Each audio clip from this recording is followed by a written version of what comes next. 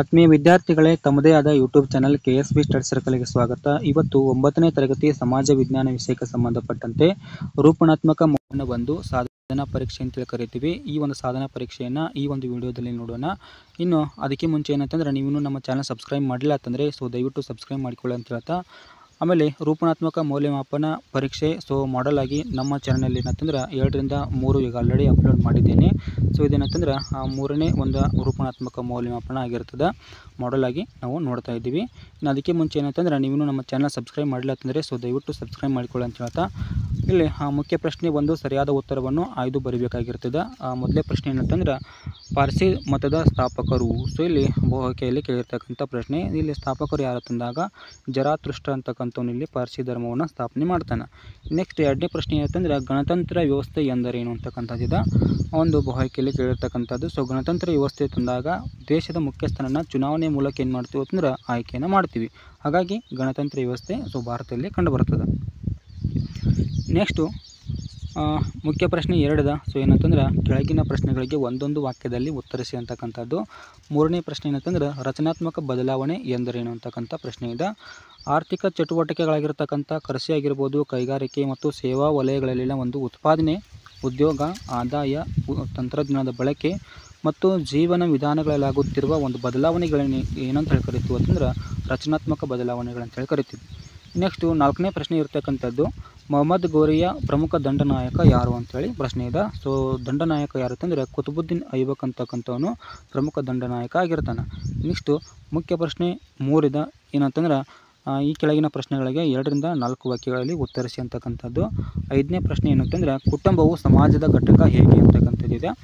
ಸಮಾಜದ ಘಟಕ ಹೇಗೆ ಅಂತಂದಾಗ ಸಮಾಜದ ರಾಜಕೀಯ, ಆರ್ಥಿಕ, ಶೈಕ್ಷಣಿಕ ಮತ್ತು ಯಾವುದೇ ಸಾಮಾಜಿಕ ಸಂಸ್ಥೆಗಳ ಚಟುವಟಿಕೆಗಳು ಪ್ರಾರಂಭವಾಗುವುದು ಎಲ್ಲಿಪ್ಪ ಅಂತಂದರೆ ಕುಟುಂಬದಿಂದಾಗಿ. ಹಾಗಾಗಿ ಆ ಕುಟುಂಬ ಏನಪ್ಪ ಅಂದ್ರೆ ಸಮಾಜದ ಘಟಕ ಅಂತೇಳಿ ನಾವು ನೋಡ್ತೀವಿ. ಈ ಪ್ರಶ್ನೆಗೆ ಅಥವಾ ಪ್ರಶ್ನೆ ಇರ್ತಕ್ಕಂಥದ್ದು ಏನಂತಂದರೆ, ಕುಟುಂಬದ ಲಕ್ಷಣಗಳೇನಂತೇಳಿ ಪ್ರಶ್ನೆ ಇರ್ತಕ್ಕಂಥದ್ದು. ಕುಟುಂಬದ ಲಕ್ಷಣಗಳಂತಂದ್ರೆ, ಕುಟುಂಬ ಅಂತಕ್ಕಂಥದ್ದು ಸಾರ್ವತ್ರಿಕವಾಗಿರ್ತದೆ. ಸಾಮಾಜಿಕ ವ್ಯವಸ್ಥೆಯಲ್ಲಿ ಕಂಡುಬರ್ತದೆ. ಸಾಮಾಜಿಕ ಹೊಣೆಗಾರಿಕೆ ಕೂಡ ಇಲ್ಲಿ ನಾವು ನೋಡ್ತೀವಿ ಕುಟುಂಬದ ಲಕ್ಷಣಗಳಲ್ಲಿ. ನೆಕ್ಸ್ಟ್ ಏನಂತಂದ್ರೆ, ಸಾಂಪ್ರದಾಯಿಕಗಳ ಒಂದು ನಿಯಂತ್ರಣ ಏನಂತಂದರೆ ಕುಟುಂಬದಲ್ಲಿ ಕಂಡುಬರ್ತದೆ. ಆಮೇಲೆ ನೈತಿಕ ನಿಯಮಗಳ ಒಂದು ನಿಯಂತ್ರಣ ಅಂತಕ್ಕಂಥದ್ದು ಲಕ್ಷಣಗಳನ್ನಾಗಿ ನೋಡ್ತೀವಿ. ಇನ್ನು ನೆಕ್ಸ್ಟ್ ಏನಂತಂದ್ರೆ, ವರ್ತನೆಗಳ ನಿಯಂತ್ರಣ ಆಗಿರ್ಬೋದು. ಆಮೇಲೆ ಸರ್ವವ್ಯಾಪ್ತಿಯಾಗಿರ್ತಕ್ಕಂಥದ್ದು ಯಾವುದಂತಂದ್ರೆ ಇಲ್ಲಿ ಕುಟುಂಬ ಅಂತಕ್ಕಂಥದ್ದು. ಆಮೇಲೆ ಕುಟುಂಬ ಅಂತಕ್ಕಂಥದ್ದು ಮುಖ್ಯವಾಗಿ ಶಾಶ್ವತ ಘಟಕ ಅಂತೇಳಿ ನೋಡ್ತೀವಿ. ಇದಿಷ್ಟು ಏನಂತಂದರೆ ಕುಟುಂಬದ ಪ್ರಮುಖವಾಗಿರ್ತಕ್ಕಂಥ ಲಕ್ಷಣಗಳನ್ನಾಗಿ ನೋಡ್ತೀವಿ. ಇನ್ನು 6ನೇ ಪ್ರಶ್ನೆ ಇರ್ತಕ್ಕಂಥದ್ದು ಏನಂತಂದ್ರೆ, ಕರ್ನಾಟಕದ 4 ಆಡಳಿತ ವಿಭಾಗಗಳು ಯಾವುವು ಅಂತಕ್ಕಂಥ ಪ್ರಶ್ನೆ ಇದೆ. 4 ಆಡಳಿತ ವಿಭಾಗಗಳು ಯಾವ ತಂದಾಗ ಮೊದಲೇದಾಗಿ ಕಲಬುರಗಿ ಆಗಿರ್ಬೋದು, ಬೆಳಗಾವಿ ಆಗಿರ್ಬೋದು, ಮೈಸೂರು ಆಗಿರ್ಬೋದು, ಆಮೇಲೆ ಬೆಂಗಳೂರು ಆಗಿರ್ಬೋದು. ಇವಿಷ್ಟು ಏನಂತಂದ್ರೆ 4 ಆಡಳಿತ ವಿಭಾಗಗಳು ಯಾವ ರಾಜ್ಯದ ತಂದಾಗ ಕರ್ನಾಟಕ ರಾಜ್ಯದ ಅಂತೇಳಿ ನೋಡ್ತೀವಿ. ನೆಕ್ಸ್ಟು ಮುಖ್ಯ ಪ್ರಶ್ನೆ 4 ಇದೆ. ಏನಂತಂದರೆ, ಕೆಳಗಿನ ಪ್ರಶ್ನೆಗಳಿಗೆ 5 ರಿಂದ 6 ವಾಕ್ಯಗಳಲ್ಲಿ ಉತ್ತರಿಸಿ ಅಂತಕ್ಕಂಥದ್ದು. 7ನೇ ಪ್ರಶ್ನೆ ಏನಂತಂದ್ರೆ, ಸ್ಥಿರಾತ್ಮಕ ಮತ್ತು ಚಲನಾತ್ಮಕ ಅರ್ಥಶಾಸ್ತ್ರದ ವ್ಯತ್ಯಾಸವನ್ನು ವಿವರಿಸಿ ಅಂತಕ್ಕಂಥದ್ದಿದೆ. ಇಲ್ಲಿ ನೋಡೋದಾದರೆ ಸ್ಥಿರಾತ್ಮಕ ಅರ್ಥಶಾಸ್ತ್ರದಲ್ಲಿ ಸ್ಥಿರಾತ್ಮಕ ಅಂತಕ್ಕಂಥ ಒಂದು ಪದ ಏನಪ್ಪ ಅಂತಂದ್ರೆ ಗ್ರೀಕ್ನ ಇಲ್ಲಿ ಸ್ಟಾಟಿಕೆ ಅಂತಕ್ಕಂಥ ಒಂದು ಪದದಿಂದ ಏನಾಗಿತ್ತಪ್ಪ ಅಂತಂದ್ರೆ ಬಂದಿರತಕ್ಕಂಥದ್ದು. ಇನ್ನು ಚಲನಾತ್ಮಕ ಅರ್ಥಶಾಸ್ತ್ರದಲ್ಲಿ ಚಲನಾತ್ಮಕ ಎಂಬ ಪದ ಏನಪ್ಪ ಅಂತಂದ್ರೆ ಗ್ರೀಕ್ನ ಡೈನಾಮಿಕೋಸ್ ಅಂತಕ್ಕಂಥ ಪದದಿಂದ ಬಂದಿರತಕ್ಕಂಥದ್ದನ್ನು ನೋಡ್ತೀವಿ. ಇನ್ನು ಅರ್ಥವ್ಯವಸ್ಥೆಯ ಮೂಲಾಂಶಗಳಾಗಿರ್ತಕ್ಕಂಥ ಜನಸಂಖ್ಯೆ ಪ್ರಮಾಣ, ಬಂಡವಾಳ, ಪೂರೈಕೆ ಆಗಿರ್ಬೋದು, ಆಮೇಲೆ ಉತ್ಪಾದನಾ ವಿಧಾನ ಆಗಿರ್ಬೋದು, ವ್ಯವಹಾರ ಸಂಘಟನೆಗಳ ಸ್ವರೂಪ ಆಗಿರ್ಬೋದು, ಜನರ ಒಂದು ಬಯಕೆಗಳ ಏನಾಗಿರ್ತಾವೆ ಅಂತಂದ್ರೆ ಸ್ಥಿರವಾಗಿದ್ದನ್ನು ಏನಂತೇಳಿ ಕರಿತೀವಿ ಅಂತಂದ್ರೆ ಸ್ಥಿರಾತ್ಮಕ ಅರ್ಥಶಾಸ್ತ್ರ ಅಂತೇಳಿ ಕರಿತೀವಿ. ಇನ್ನು ನೆಕ್ಸ್ಟು ಚಲನಾತ್ಮಕ ಅರ್ಥಶಾಸ್ತ್ರದಲ್ಲಿ ಏನಂತಂದ್ರೆ, ಅರ್ಥವ್ಯವಸ್ಥೆಯ ಮೂಲಾಂಶಗಳಾಗಿರ್ತಕ್ಕಂಥ ಜನಸಂಖ್ಯೆ ಪ್ರಮಾಣ, ಬಂಡವಾಳದ ಪೂರೈಕೆ, ಉತ್ಪಾದನಾ ವಿಧಾನ, ಆಮೇಲೆ ವ್ಯವಹಾರ ಸಂಘಟನೆಗಳ ಒಂದು ಸ್ವರೂಪ ಆಗಿರ್ಬೋದು, ಜನರ ಬಯಕೆಗಳಾಗಿರ್ಬೋದು. ಏನಂತಂದ್ರೆ ಇಲ್ಲಿ ಬದಲಾವಣೆ ಏನಂತಂದ್ರೆ ಆಗುತ್ತಿದ್ರೆ ಅದನ್ನು ಏನಂತೇಳಿ ಕರಿತೀವಿ ಅಂತಂದ್ರೆ ಚಲನಾತ್ಮಕ ಅರ್ಥಶಾಸ್ತ್ರ ಅಂತೇಳಿ ಕರಿತೀವಿ. ಇಲ್ಲಿ ಸ್ಥಿರವಾಗಿದ್ದರೆ ಸ್ಥಿರಾತ್ಮಕ ಅರ್ಥಶಾಸ್ತ್ರ ಅಂತೇಳಿ ಕರಿತೀವಿ. ಇನ್ನು ಇದು ಬದಲಾವಣೆ ಆಗ್ತಿದ್ರೆ ಏನಂತೇಳಿ ಕರಿತೀವಿ ಅಂತಂದ್ರೆ ಚಲನಾತ್ಮಕ ಅರ್ಥಶಾಸ್ತ್ರ ಅಂತೇಳಿ ಕರಿತೀವಿ. ನೆಕ್ಸ್ಟ್ ಲಾಸ್ಟ್ 1 ಪಾಯಿಂಟ್ ಯಾವುದಂತಂದ್ರೆ, ಇಲ್ಲಿ ಸ್ಥಿರಾತ್ಮಕ ಒಂದು ಅರ್ಥಶಾಸ್ತ್ರದಲ್ಲಿ ಆರ್ಥಿಕತೆ ಅಂತಕ್ಕಂಥದ್ದು ಕುಂಠಿತವಾಗಿದ್ದರೆ, ಇಲ್ಲಿ ಚಲನಾತ್ಮಕ ಅರ್ಥಶಾಸ್ತ್ರದಲ್ಲಿ ಆರ್ಥಿಕ ಅಂತಕ್ಕಂಥದ್ದು ಇಲ್ಲಿ ಏನಾಗಿರ್ತದೆ ಅಂದರೆ ಬೆಳವಣಿಗೆ ಆಗ್ತಾನೆ ಇರ್ತದೆ. ಇವೆಷ್ಟು ಏನು ಮಾಡ್ಬೋದು ಅಂತಂದ್ರೆ ಸ್ಥಿರಾತ್ಮಕ ಅರ್ಥಶಾಸ್ತ್ರ ಮತ್ತು ಚಲನಾತ್ಮಕ ಅರ್ಥಶಾಸ್ತ್ರ ವ್ಯತ್ಯಾಸವನ್ನು ನಾವು ಬರಿಬೇಕು. ನೆಕ್ಸ್ಟ್ 8ನೇ ಪ್ರಶ್ನೆ, ನಮ್ಮ ಸಂವಿಧಾನದಲ್ಲಿ ಅಳವಡಿಸಿಕೊಂಡಿರುವ ಮೂಲಭೂತ ಹಕ್ಕುಗಳು ಯಾವ ಅಂತಕ್ಕಂಥ ಪ್ರಶ್ನೆ ಇರ್ತಕ್ಕಂಥದ್ದು. ಸೊ ಟೋಟಲಾಗಿ 6 ಮೂಲಭೂತ ಹಕ್ಕುಗಳು ಇರ್ತವೆ. ಇಲ್ಲಿ ಮೊದಲೇದು ಏನಂತಂದ್ರೆ ಸಮಾನತೆ ಹಕ್ಕನ್ನು ನೋಡ್ತೀವಿ. ಸೊ 14ನೇ ವಿಧಿಯಿಂದ 18ನೇ ವಿಧಿವರೆಗೂ ಕಂಡು ಬರ್ತದೆ. ಇನ್ನು ಸ್ವಾತಂತ್ರ್ಯ ಅನ್ನೋ ಹಕ್ಕದ ಅದು ಯಾವುದಂತಂದ್ರೆ ಇಲ್ಲಿ 19ರಿಂದ 22ನೇ ವಿಧಿ ಅಂತೇಳಿ ನೋಡ್ತೀವಿ.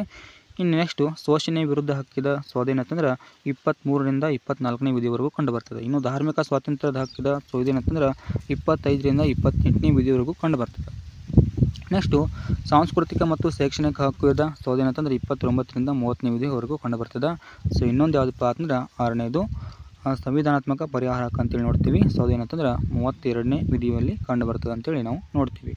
ಇನ್ನು ನೆಕ್ಸ್ಟ್ ಏನಂತಂದ್ರೆ ಅಥವಾ ಪ್ರಶ್ನೆ ಇರ್ತಕ್ಕಂಥದ್ದು, ನ್ಯಾಯಾಲಯವು ಹಕ್ಕುಗಳ ರಕ್ಷಣೆಗಾಗಿ ಸ್ವೀಕರಿಸುವ ರಿಟ್ ಅರ್ಜಿಗಳು ಯಾವುವು ಅಂತಕ್ಕಂಥ ಒಂದು ಪ್ರಶ್ನೆ ಇದೆ. ಸೊ ಇಲ್ಲಿ ಪ್ರಮುಖವಾಗಿ 5 ರಿಟ್ ಅರ್ಜಿಗಳು ನಾವೇನು ಮಾಡ್ತೀವಿ ಅಂತಂದ್ರೆ ನೋಡ್ತೀವಿ. ಇಲ್ಲಿ ಅದರಲ್ಲಿ ಮೊದಲೇದು ಯಾವುದು ಅಂತಂದ್ರೆ ಬಂದಿ ಪ್ರತ್ಯಕ್ಷೀಕರಣ ಅಂತಕ್ಕಂಥದ್ದು ನೋಡ್ತೀವಿ. ನೆಕ್ಸ್ಟು ಪರಮಾದೇಶ ಅಂತಕ್ಕಂಥದ್ದು 2ನೇ ರಿಟ್ ಅರ್ಜಿ ಆಗಿರ್ತದೆ. ನೆಕ್ಸ್ಟ್ 3ನೇದು ಯಾವುದು ಅಂತಂದ್ರೆ ಪ್ರತಿಬಂಧಿಕ ಆಜ್ಞೆ ಅಂತೇಳಿ ನೋಡ್ತೀವಿ. ನೆಕ್ಸ್ಟು ಸರ್ಶಿಯೋರರಿ ಅಂತಕ್ಕಂಥ ಮತ್ತೊಂದು ಏನಂತಂದ್ರೆ ರಿಟ್ ಅರ್ಜಿ ಇರ್ತಕ್ಕಂಥದ್ದು. ಸೊ ಲಾಸ್ಟ್ ಒನ್ ಯಾವುದು ಅಂತಂದ್ರೆ ಕೋ ವಾರಂಟು ಅಂತಕ್ಕಂಥ ಒಂದು ರಿಟ್ ಅರ್ಜಿ. ಸೊ ಟೋಟಲಾಗಿ 5 ರಿಟ್ ಅರ್ಜಿಗಳನ್ನು ಏನು ಮಾಡ್ತೀವಿ ಅಂತಂದ್ರೆ ಇಲ್ಲಿ ನಾವು ನೋಡ್ತೀವಿ.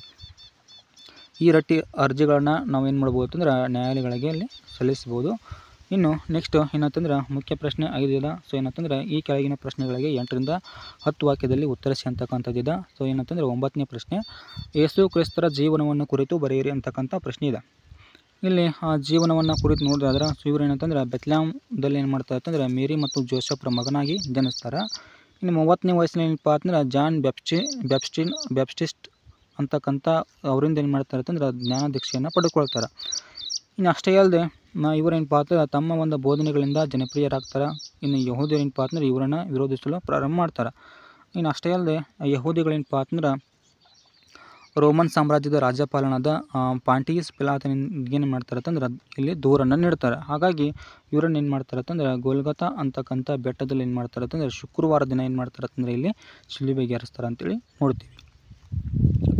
ಇನ್ನು ಕೊನೆಯ ಒಂದು ಅಂಶ ಯಾವತ್ತಂದ್ರೆ ಈ ಒಂದು ದಿನವನ್ನು ಏನು ಮಾಡ್ತೀವಿ ಅಂತಂದ್ರೆ ಗುಡ್ ಫ್ರೈಡೇ ಅಂಥೇಳಿ ನಾವೇನು ಮಾಡ್ತೀವಿ ಇಲ್ಲಿ ಆಚರಣೆಯನ್ನು ಮಾಡ್ತೀವಿ. ಇದಿಷ್ಟು ಏನಂತಂದ್ರೆ ಇಲ್ಲಿ ನೋಡ್ತೀವಿ. ಇನ್ನು ನೆಕ್ಸ್ಟು ಅಥವಾ ಪ್ರಶ್ನೆ ಇರ್ತಕ್ಕಂಥದ್ದು ಏನಂತಂದ್ರೆ ಇಲ್ತುತ್ಮಿಶ್ನ ಆಡಳಿತ ಪದ್ಧತಿಯನ್ನು ಸ್ಥೂಲವಾಗಿ ವಿವರಿಸಿ ಅಂತಕ್ಕಂಥ ಪ್ರಶ್ನೆಯನ್ನು ನೋಡ್ತೀವಿ. ಇಲ್ಲಿ ಇಲ್ತುತ್ಮಿಶ್ನ ಆಡಳಿತ ಪದ್ಧತಿ ಯಾವ ರೀತಿ ಇತ್ತು ಅಂತಂದು ನೋಡೋದಾದ್ರೆ, ಸೊ ಇವನು ರಾಜ್ಯವನ್ನು ಏನು ಮಾಡಿದ ಅಂತಂದ್ರೆ ಯುಕ್ತಗಳನ್ನಾಗಿ ವಿಂಗಡಿಸಿದ. ಆಮೇಲೆ ಆ ಒಂದು ಯುಕ್ತಗಳಿಗೆ ಏನಂತಂದ್ರೆ ಯುಕ್ತಾದಾರನ್ ಅಂತೇಳಿ ನೇಮಕ ಮಾಡಿದ್ದ. ಈ 40 ಸರದಾರರ ಕೂಟ ಕೂಡ ಏನು ಮಾಡಿದೆ ಅಂತಂದ್ರೆ ಇಲ್ಲಿ ನೇಮಕ ಮಾಡಿದ. ಸೊ ಇದು ಎದಕ್ಕೆ ನೇಮಕ ಮಾಡಿದೆ ಅಂತಂದ್ರೆ ಆಡಳಿತದಲ್ಲಿ ಸಲಹೆ ಸೂಚನೆಗಳನ್ನು ನೀಡೋಕೆ ಏನು ಮಾಡಿದೆ ಅಂತಂದ್ರೆ 40 ಸರದಾರ ಕೂಟವನ್ನು ರಚನೆ ಮಾಡಿದ್ದ. ಇನ್ನು ಪ್ರಧಾನಮಂತ್ರಿ ಆಗಿರ್ಬೋದು, ನ್ಯಾಯಾಧೀಶರು, ಸುಲ್ತಾನನಿಗೆ ಏನು ಮಾಡ್ತಾರೆ ಅಂತಂದ್ರೆ ಸಲಹೆ ಸೂಚನೆಗಳನ್ನು ಆಡಳಿತದಲ್ಲಿ ನೀಡ್ತಾಯಿದ್ರು. ಇನ್ನು ಇವನೇನಪ್ಪ ಅಂತಂದ್ರೆ ಬಂಗಾರ ಮತ್ತು ಬೆಳ್ಳಿ ನಾಣ್ಯಗಳನ್ನು ಕೂಡ ಏನು ಮಾಡ್ತಾನೆ ಅಂತಂದ್ರೆ ಚಲಾವಣೆಗೆ ತರ್ತಾನೆ ಅಂತೇಳಿ ನೋಡ್ಬೋದು. ಇನ್ನು ಮುಖ್ಯವಾಗಿ ಏನಂತಂದರೆ ಕುತುಬ್ ಮಿನಾರವನ್ನು ಏನು ಮಾಡ್ತಾನೆ ಅಂತಂದರೆ ಇಲ್ಲಿ ಪೂರ್ಣಗೊಳಿಸ್ತಾನೆ ಅಂತೇಳಿ ನೋಡ್ಬೋದು. ಸೊ ಇವಿಷ್ಟು ಅಂತಂದ್ರೆ ಆಡಳಿತ ಪದ್ಧತಿಯಲ್ಲಿ ಇರ್ತಕ್ಕಂಥ ಒಂದು ಅಂಶಗಳಂತೇಳಿ ನೋಡ್ಬೋದು. ಇನ್ನು ಮುಖ್ಯ ಪ್ರಶ್ನೆ ಹತ್ತಿದ ಏನಂತಂದರೆ ಕರ್ನಾಟಕದ ನಕ್ಷೆಯನ್ನು ಬರೆದು ಕೆಳಗಿನವುಗಳನ್ನು ಗುರುತಿಸಿ ಅಂತಕ್ಕಂಥದ್ದು. ಸೊ 2 ಪ್ಲೇಸ್ಗಳು ಯಾವತ್ತಂದ್ರೆ ಒಂದು ಕರಾವಳಿ ಅಂತಕ್ಕಂಥದ್ದು ಒಂದಿದೆ, ಇನ್ನೊಂದು ರಾಣೆಬೆನ್ನೂರು ವನ್ಯಜೀವಿಧಾಮ ಅಂತಕ್ಕಂಥ 2 ಪ್ಲೇಸ್ಗಳದವ. ಸೊ ಇವುಗಳನ್ನ ಏನಂತಂದ್ರೆ ಆ ಮ್ಯಾಪ್ನಲ್ಲಿ ಅತ್ಯಂತ ಸರಳ ರೀತಿಯಲ್ಲಿ ನೀಡಿದ್ದೀನಿ ನೋಡಿ. ಸೊ ಇಲ್ಲಿ ಇದನ್ನಂತಂದ್ರೆ ಕರಾವಳಿ ಅಂತಕ್ಕಂಥ ಭಾಗವನ್ನು ಏನು ಮಾಡ್ತೀವಿ ಅಂತಂದ್ರೆ ಇಲ್ಲಿ ನೋಡ್ತೀವಿ. ಇನ್ನು ಒಂದು ಪ್ಲೇಸ್ ಯಾವುದು ಅಂತಂದ್ರೆ ರಾಣೆಬೆನ್ನೂರು ವನ್ಯಜೀವಿಧಾಮ ಅಂತೇಳಿ ಸೊ ಈ ಒಂದು ಭಾಗದಲ್ಲಿ ಏನು ಮಾಡ್ತೀವಿ ಅಂತಂದ್ರೆ ಇಲ್ಲಿ ನೋಡ್ತೀವಿ. ಇದಿಷ್ಟು ಏನಂತಂದ್ರೆ 9ನೇ ತರಗತಿ ಸಮಾಜ ವಿಜ್ಞಾನ ವಿಷಯಕ್ಕೆ ಸಂಬಂಧಪಟ್ಟಂತೆ ರೂಪನಾತ್ಮಕ ಮೌಲ್ಯಮಾಪನ ಪರೀಕ್ಷೆ. ಸೊ ಅದೇನಂತಂದರೆ ಉತ್ತರ ಸಹಿತ ಈಗಿರ್ತದೆ. ಸೊ ಈ ಒಂದು ವಿಡಿಯೋನ ಆದಷ್ಟು ಶೇರ್ ಮಾಡಿ ಅಂತ ಹೇಳ್ತಾ ಈ ಒಂದು ವಿಡಿಯೋನ ಮುಗಿಸ್ತಾ ಇದ್ದೀನಿ. Thank you.